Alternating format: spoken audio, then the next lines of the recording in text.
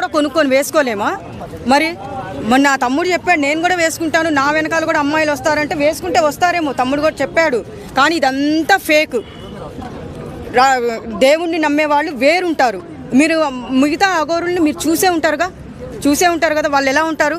మేము శ్రీశైలంలో చాలా చూసాము, కానీ ఆడపిల్ల వెళ్ళేటప్పుడు ఇట్లు కన్నెత్తి కూడా చూడరు వాళ్ళు.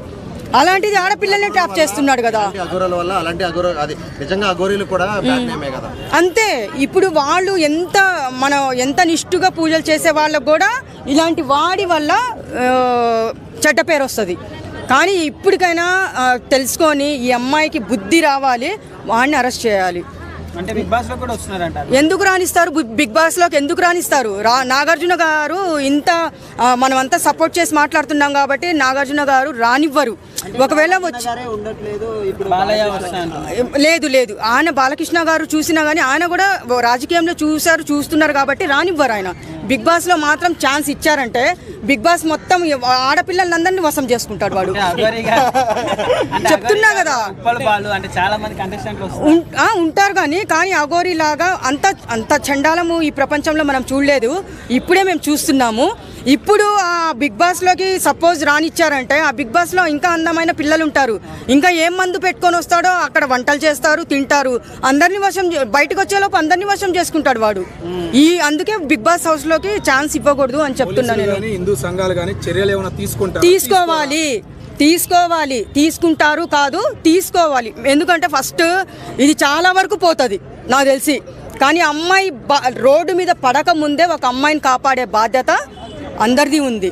పోలీసులది కానీ, పోలీస్ డిపార్ట్మెంట్ది కానీ, రాజకీయ నాయకులు. అమ్మాయి ఇష్ట ప్రకారం వెళ్ళింది కదండి. ఇష్ట ప్రకారం వెళ్తే ఏదైనా భక్తి చూపించాలి. ఇలాంటి చండాలం చేయకూడదు. మీరు చూసారా పూజలు చేసింది? లేదు కదా. కారులోనే ఉంటున్నారు వాళ్ళు, కారులోనే లైవ్ ఇస్తున్నారు. ఆ కుక్క పిల్లని ఒక సంకలో వేసుకుంటారు, కారులో లైవ్ ఇస్తారు.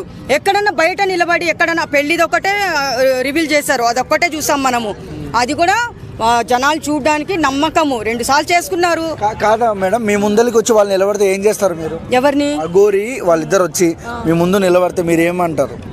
నేను ఏమంటాను, నాకు వచ్చే కోపం మీద మీరు తప్పు అనుకుంటున్నారో రైట్ అనుకుంటున్నారో, నేనైతే ఒక ఆడపిల్లగా నాకు వీడియోలో ఫోన్లో చూస్తుంటేనే ఫోనే పగలగొట్టాలనిపిస్తుంది. కానీ నా ఫోన్ కదా అది, వాడేం ఎట్లన్నా జావని నా ఫోన్ కదా, మిగతా ఫోన్లో కనిపిస్తాడు కదా వాడు, చంపాలనిపిస్తుంది. కానీ అమ్మాయికి మాత్రము ఇంకా ఎక్కడ 100 మందిలో నిలదీసి 1000 మందిలో నిలదీసి ఛీ మీ అమ్మ నాన్న కని పెంచి ఇంత పెద్ద చేసి ఇంత ఏడిపిస్తున్నావు, నువ్వు సర్వనాశనం అయిపోతావు, సర్వనాశనం అయిపోతుంది నిజంగా.